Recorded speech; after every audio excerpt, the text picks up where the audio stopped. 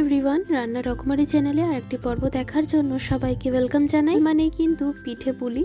তো আজকে আমি তোমাদের সাথে শেয়ার করব সরা পিঠে, যাকে চিতই পিঠে বলে, আমাদের বাড়িতে সরা পিঠে বলা হয়। তো আজকে তোমাদের সাথে শেয়ার করব সরা পিঠের রেসিপি। তো চলো শুরু থেকে শেষ পর্যন্ত দেখে নেওয়া যাক।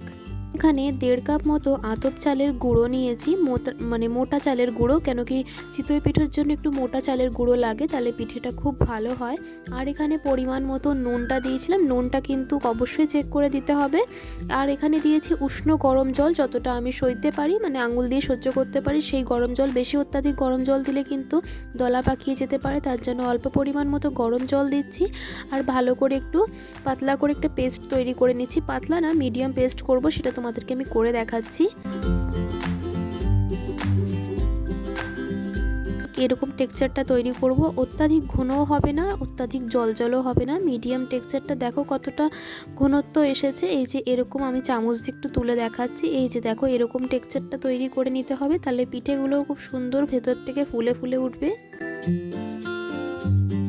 কিন্তু গ্যাস ওভেনে পিঠে তৈরি করব। তো এখানে যে অ্যালুমিনিয়ামের যে পিঠের ছাঁচগুলো পাওয়া যায়, সেই ছাঁচটা আমি নিয়েছি। আর আমি এখানে একটু সর্ষের তেল ব্রাশিং করে নিচ্ছি। তাকে সুতির কাপড়ে কিন্তু সর্ষের তেল একটু মাখিয়ে নিলেই ভালো করে চারিদিকে কিন্তু একটু ছাঁচের মধ্যে লাগিয়ে দিতে হবে। ছাঁচের পেছনটা একটু মাটি লাগানোর কারণ হচ্ছে, কেন কি অ্যালুমিনিয়ামের ছাঁচ খুব সহজ, মানে খুব তাড়াতাড়ি গরম হয়ে যায়, পিঠেগুলো লেগে লেগে যায়। তার জন্য আমি পেছনে একটু মাটি লাগানোর কারণে তাপটা খুবই কম আসবে। যেমন মাটির ছাঁচে আমরা পেছনে মাটি লাগিয়ে নিই, তেমন অ্যালুমিনিয়ামের ছাঁচে একটু পেছনে মাটি লাগালে পিঠেটা খুবই সুন্দর হবে আর একদম পুড়ে যাবে না। যেমন উনুনের পিঠে হয় সেইভাবেই হবে। একটা কাপের সাহায্যে চারিদিকে পিঠেগুলোকে ছাঁচের মধ্যে দিয়ে দিচ্ছি। এখানে কিন্তু মাটির ছাঁচেও খুব সুন্দর হয়, তার জন্য আমার কাছে মাটির ছাঁচ নেই বলে আমি অ্যালুমিনিয়ামের ছাঁচেই কিন্তু সরা পিঠে বা চিতই পিঠে করে নিচ্ছি।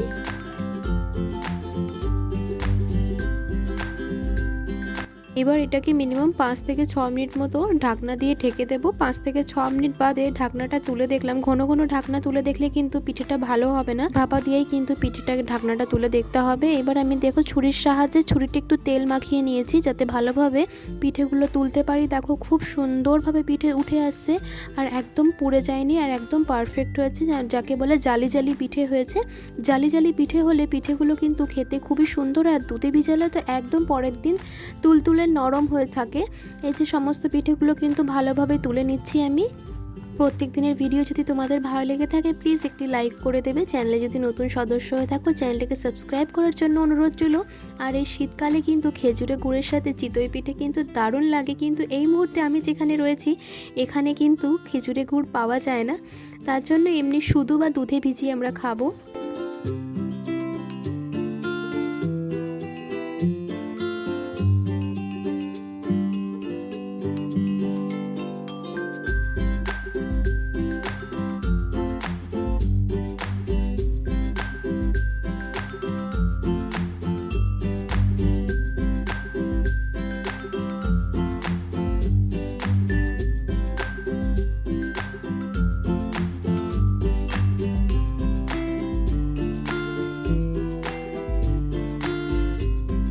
মাঝে একটু ছুরিতে তেল লাগিয়ে নিচ্ছি। মাঝে মাঝে ছুরিতে তেল লাগিয়ে রাখলে কি হয়, পিঠেগুলো খুব সুন্দরভাবে উঠে যাচ্ছে। দেখো কি সুন্দরভাবে উঠছে, একদম কিন্তু পুড়ে যায়নি তলা থেকে।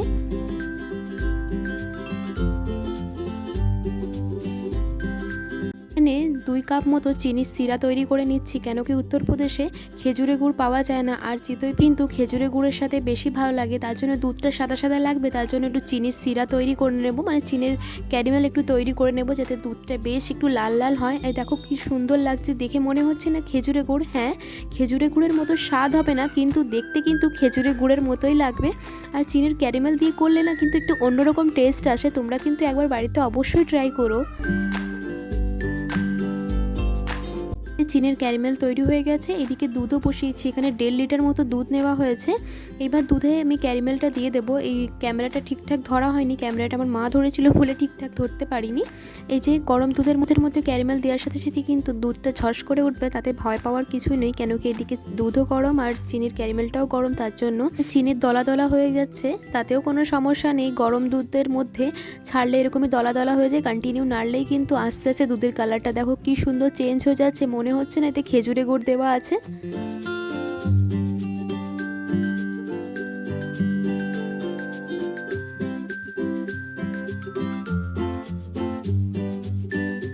দেখো দুধের কালারটা কত সুন্দর হয়ে গেছে। এখানে 3টে এলাচকে থেতো করে দিয়ে দিলাম। এবার আর 2 মিনিট মতো ভালো করে জাল উঠে গেলে কিন্তু আমি দুধটাকে বন্ধ করে ঢাকনা দিয়ে ঢেকে দেবো।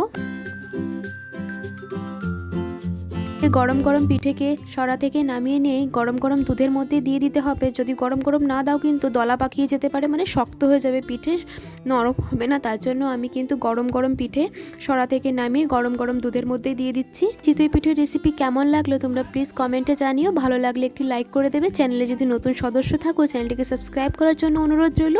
নতুন একটি রেসিপি নিয়ে আবার দেখা হবে। সবাই ভালো থেকো, সুস্থ থেকো। আসি তাহলে, ধন্যবাদ।